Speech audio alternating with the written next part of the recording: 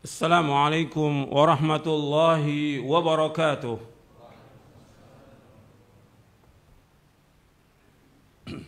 Innal hamdalillah nahmaduhu wa nasta'inuhu wa nastaghfiruh wa na'udzu billahi min shururi anfusina wa min sayyiati a'malina man yahdihillahu fala mudilla lahu wa man yudlil fala hadiya lahu. Asyhadu an la ilaha illallah wahdahu la syarika lahu wa asyhadu anna Muhammadan abduhu wa rasuluh. Ya ayyuhalladzina amanu taqullaha haqqa tuqatih wa la tamutunna illa wa antum muslimun. Ya ayyuhan nasu taqu rabbakumul ladzi khalaqakum min nafsin wahidah wa khalaqa minha zawjaha wa batha minhuma rijalan katsiran wa nisaa'a wattaqullaha alladzi tasaaluna bihi wal arham innallaha kana 'alaikum raqiba. يا أيها الذين آمنوا اتقوا الله وقولوا قولا سديدا يصلح لكم أعمالكم ويغفر لكم ذنوبكم ومن يطع الله ورسوله فقد فاز فوزا عظيما. أما بعد فإن أصدق الحديث كتاب الله وخير الهدي هدي محمد صلى الله عليه وعلى آله وسلم وشر الأمور محدثاتها وكل محدثة بدعة وكل بدعة ضلالة وكل ضلالة في النار. Ma'asyiral muslimin rahimakumullah. Alhamdulillah, kita bersyukur kepada Allah Subhanahu wa taala atas segala nikmat yang Allah karuniakan kepada kita, dan nikmat yang Allah karuniakan kepada kita sangat banyak dan tidak akan dapat kita hitung. Ma'asyiral muslimin, sidang Jumat yang dimuliakan oleh Allah Ta'ala, saya akan sampaikan dalam khutbah ini beberapa prinsip dalam hidup kita. Yang pertama, bahwasanya Allah Subhanahu wa Ta'ala menciptakan kita untuk ibadah kepada Allah Subhanahu wa Ta'ala. Allah berfirman, "Wa ma khalaqtul jinna wal insa illa liya'budun." Tidak aku ciptakan jin dan manusia melainkan untuk beribadah kepadaku. Artinya, pokok tujuan Allah menciptakan makhluk ini, jin dan manusia, agar semuanya beribadah kepada Allah. Itu yang harus kita ingat seumur hidup kita. Kita diciptakan untuk ibadah, bukan untuk main-main, bukan untuk bergurau, bukan untuk jalan-jalan, bukan untuk cari maisha seluruhnya, bukan. Nanti saya akan sebutkan tentang wajibnya mencari maisha. Tapi kita hidup untuk ibadah kepada Allah Ta'ala. Dan maksud ibadah itu adalah mentauhidkan Allah Subhanahu wa Ta'ala. Dan Allah Ta'ala ketika menyebutkan tentang Allah menciptakan makhluk ini untuk ibadah, Allah juga menjamin mereka dengan rezeki.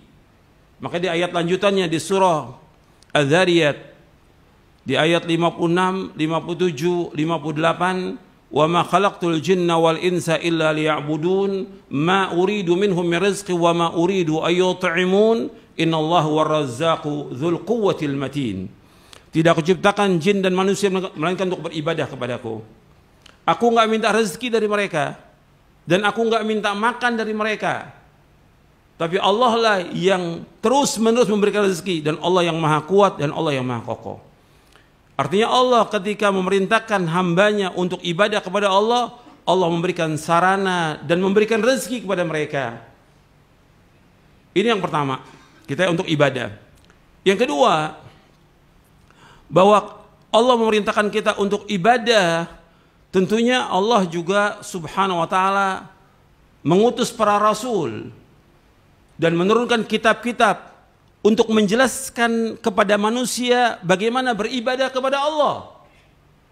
Allah mengutus para rasul, maka tidak ada satupun umat melainkan mesti ada rasulnya. Wa im min ummatin illa khala fiha nadhir. Tidak ada satupun umat melainkan ada pengancamnya. Walikulli ummatin rasul. Dalam ayat yang lain Allah sebutkan setiap umat mesti ada rasulnya. Artinya Allah sudah utus para rasul untuk menjelaskan bagaimana beribadah kepada Allah. Dan Allah turunkan kitab-kitabnya untuk menjelaskan bagaimana beribadah kepada Allah. Jelas. Allah menciptakan, Allah jelaskan dengan jelas bagaimana ibadah kepada Allah, bagaimana mentauhidkan Allah, menjauhkan syirik. Bagaimana kita beribadah dengan benar yang Allah redoi kita dunia dan akhirat. Allah jelaskan lengkap semuanya dari lisannya para rasul dan juga dari kitab-kitab yang mulia. Yang ketiga, karena Allah sudah jelaskan demikian, maka kewajiban kita sebagai seorang muslim, kewajiban kita untuk menuntut ilmu. Belajar, belajar, belajar.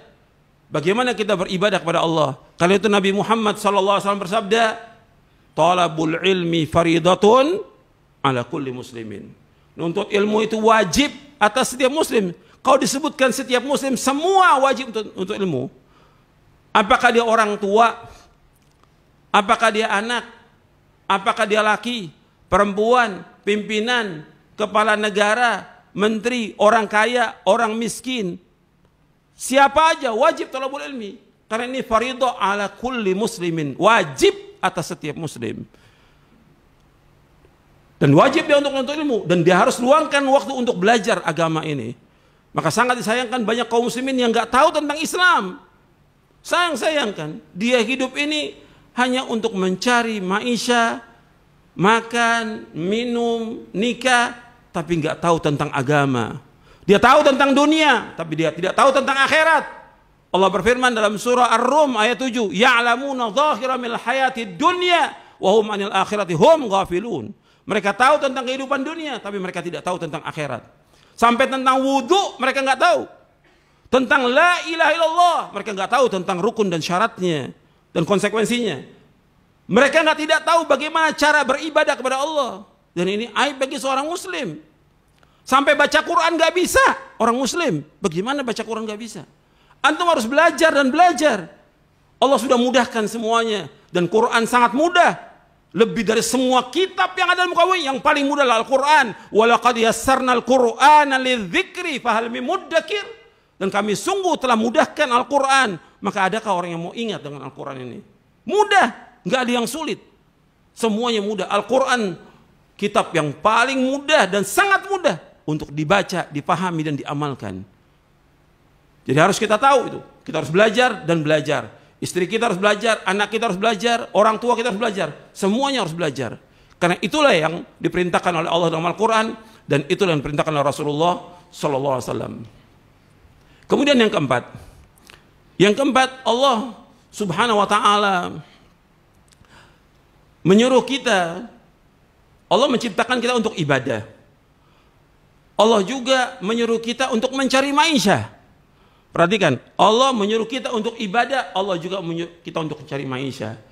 Karena makhluk ini nggak boleh dia bergantung pada orang lain, nggak boleh. Dia harus mencari nafkah untuk menopang hidupnya dan dia wajib untuk ibadah kepada Allah SWT. Dan Allah tidak zalim. Dan Allah Subhanahu wa taala menyebutkan dalam beberapa ayat,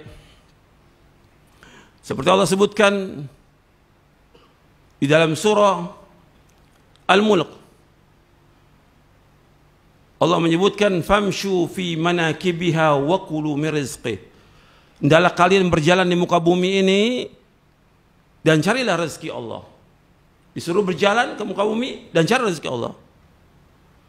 Kemudian juga Allah sebutkan dalam surah Al-Jumu'ah, fa idza qudiyatis salatu fantashiru fil ard wabtaghu min fadlillah wadhkurullaha katsiran la'allakum tuflihun.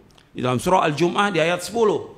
Allah menyebutkan apabila kalian telah selesai sholat Jumat, maka bertebaran di muka bumi, cari maisha, cari karunia Allah, dan banyaklah kalian mengingat Allah agar kalian menjadi orang yang sukses dan beruntung.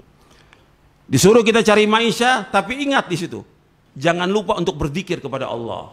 Cari maisha, tetap ingat sholat yang 5 waktu. Cari maisha, tetap kewajiban-kewajiban yang Allah wajibkan tetap dilaksanakan. Ingat dan berzikir terus kepada Allah Taala agar kalian menjadi orang yang beruntung. Dan maisha Allah sudah berikan kepada semua manusia. Artinya setiap anak lahir membawa rezeki. Cuma tetap mereka harus usaha untuk mencari rezeki.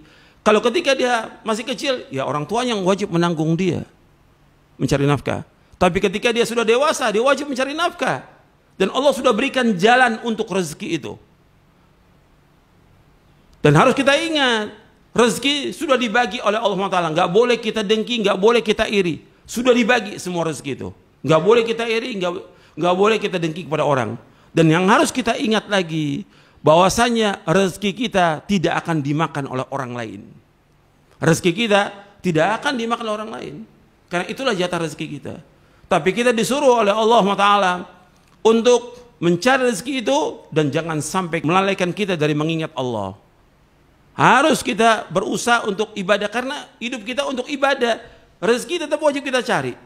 Dan pasti Allah memberikan rezeki. Semakin kita dekat dengan Allah dalam ibadah, semakin dimudahkan rezeki itu oleh Allah Ta'ala. Tentu banyak Allah sebutkan.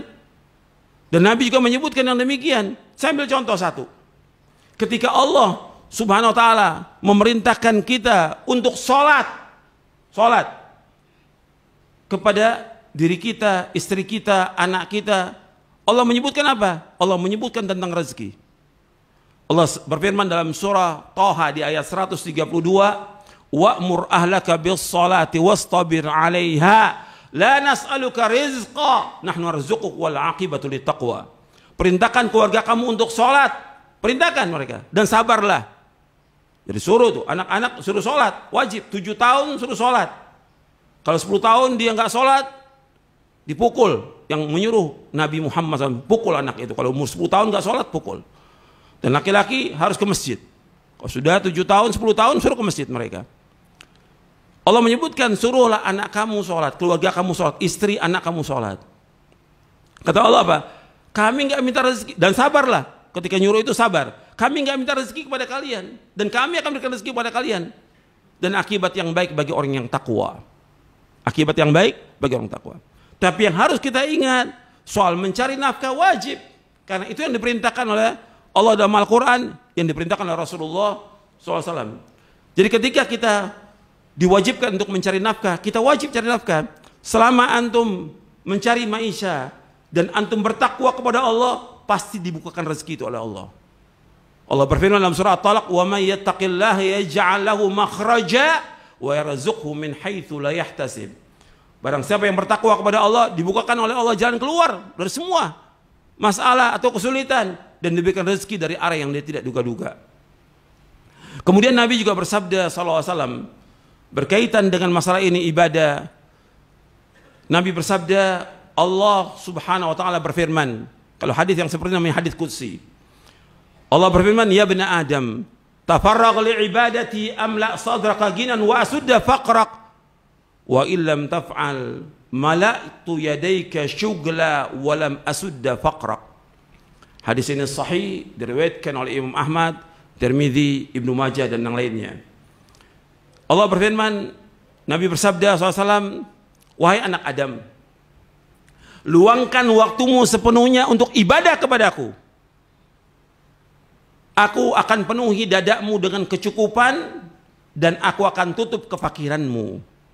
Kalau engkau tidak lakukan, sibuk dengan dunia, sibuk dengan cari maisha, ditinggalkan ibadah kepada Allah, mala'tu yadaika syughla, aku akan penuhi kedua tanganmu dengan kesibukan." Dalam riwayat yang lain disebutkan, mala'tu sadraka syughla, aku sibukkan dadamu dengan berbagai macam kesibukan. Walam asudda faqrak, dan aku tidak akan tutup kefakiranmu. Tetap susah, tetap miskin, tetap fakir selama-lamanya. Tapi ketika orang itu ibadah, meskipun dia miskin, meskipun dia fakir, tapi rezeki yang diberikan Allah barokah. Banyak orang-orang kaya yang jutawan atau miliarder segala macam, tapi nggak ada keberkahan hartanya dia. Tapi ketika kita ibadah kepada Allah, rezeki itu diberikan keberkahan. Berkah untuk kita, berkah untuk istri kita, berkah buat orang tua kita, berkah buat anak cucu kita. Dan sudah terbukti. Antum lihat bagaimana kehidupan para sahabat radhiyallahu anhu ajma'in. Mereka hidup apa adanya. Dan Nabi SAW, yang Nabi khawatir kepada umatnya bukan kefakiran. Yang Nabi khawatirkan umatnya diberikan kekayaan. Berlomba-lomba dengan dunia. Itu yang Nabi khawatir. Seperti yang disebutkan dalam hadis yang sahih yang diriwayatkan oleh Imam Bukhari dan Muslim. Nabi bersabda SAW, "Mal faqra akhsha alaikum, walakin akhsha an tubsata dunya alaikum kama busitat ala man kana qablakum, fatanafasuha kama tanafasuha fatuhlikakum kama ahlakathum." Bukan kefakiran. Aku nggak takut kalian fakir, miskin nggak takut kata Rasulullah. Tapi yang aku khawatir kepada kalian dibukakan pintu dunia ini. Usaha berhasil, jabatan sukses segala macam. Kalian kejar-kejaran masalah dunia. Kemudian dunia itu membinasakan kalian sebagaimana membinasakan orang-orang sebelum kalian. Hadis ini sahih diriwayatkan Imam Bukhari dan Muslim. Nabi nggak takut umatnya fakir. Bukan nggak boleh orang Islam kaya, boleh. Tapi kekayaan harus digunakan untuk ibadah kepada Allah. Maka yang selanjutnya, poin yang selanjutnya, bahwa Allah memberikan rezeki kepada kita untuk menegakkan ibadah kepada Allah. Itu prinsip dalam hidup kita. Allah berikan rezeki kepada kita untuk menegakkan ibadah. Kita diberikan rezeki yang banyak, kita gunakan buat ibadah haji. Kita diberikan rezeki yang banyak untuk ibadah umrah. Kita diberikan rezeki oleh Allah untuk memberikan nafkah kepada orang tua kita yang miskin, memberikan nafkah kepada istri, kepada anak, memberikan nafkah kepada orang-orang yang susah, sedekah kepada orang miskin. Diberikan rezeki untuk menegakkan ibadah kepada Allah. Dan itu yang dilakukan oleh para salafus saleh. Antum melihat khulafaur rasyidin seperti Abu Bakar As-Siddiq radhiyallahu, hartanya untuk seluruhnya untuk Allah dan Rasulnya. Sampai Nabi mengatakan, "Mana fatimalun qat illa mala Abu Bakar." Enggak ada satupun harta yang bermanfaat bagiku kata Rasulullah kecuali hartanya Abu Bakar. Karena Abu Bakar hartanya semuanya untuk Allah dan Rasulnya. Tapi tetap diberikan rezeki oleh Allah Ta'ala sampai akhir hayatnya. Enggak ada yang kurang satupun juga. Karena setiap kita sedekah, setiap itu juga harta ditambah oleh Allah Ta'ala keberkahannya. Mudah-mudahan saya sampaikan bermanfaat. Aqulu qouli hadza wa astaghfiruh innahu wal ghafurur rahim. Alhamdulillah wassalatu wassalamu ala Rasulillah. Asyhadu an la ilaha illallah wahdahu la syarika lah wa asyhadu anna Muhammadan abduhu wa rasuluh. Allahumma salli wa sallim wa barik ala nabiyina Muhammadin wa ala alihi wa sahbihi ajma'in. Ikhwan fiddin, azakumullah.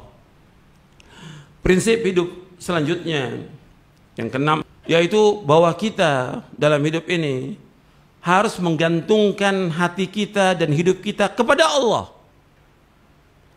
Dan kita di samping kita ibadah, di samping kita usaha mencari maisha, tapi gantungkan hati kita kepada Allah.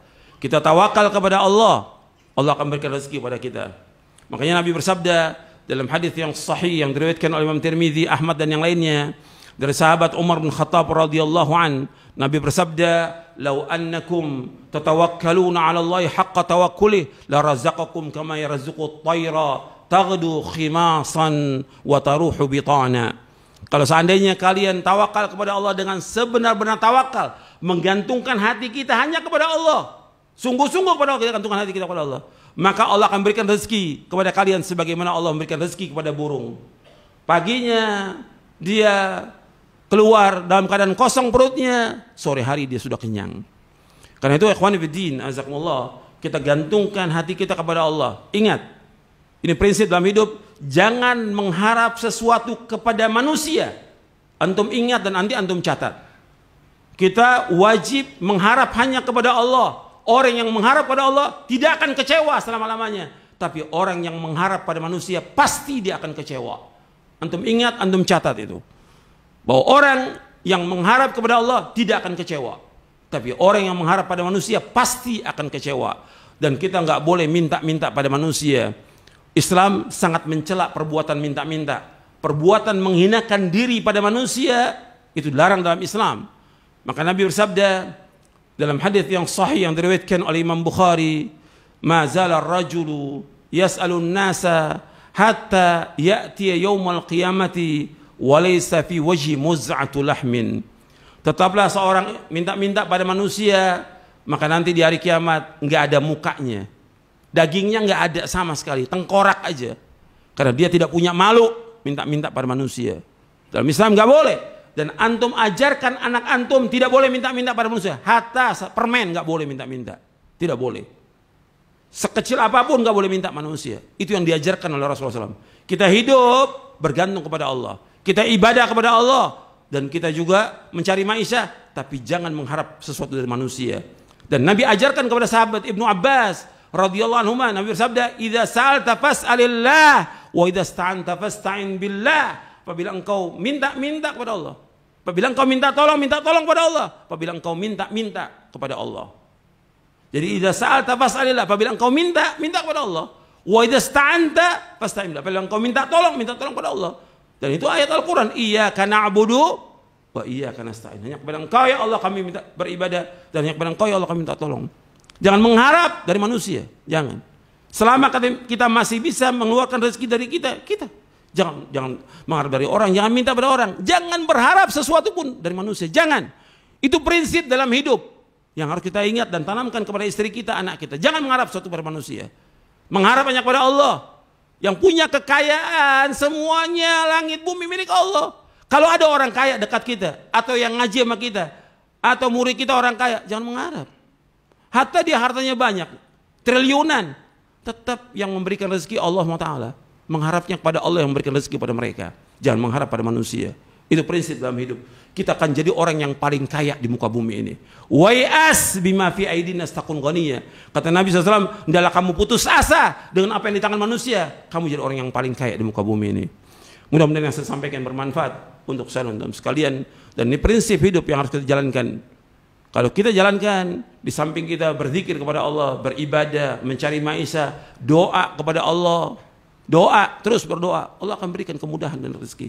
Bahwa kita hidup ini tujuan kita adalah untuk akhirat, bukan untuk dunia. Mudah-mudahan bermanfaat untuk saya dan untuk antum sekalian.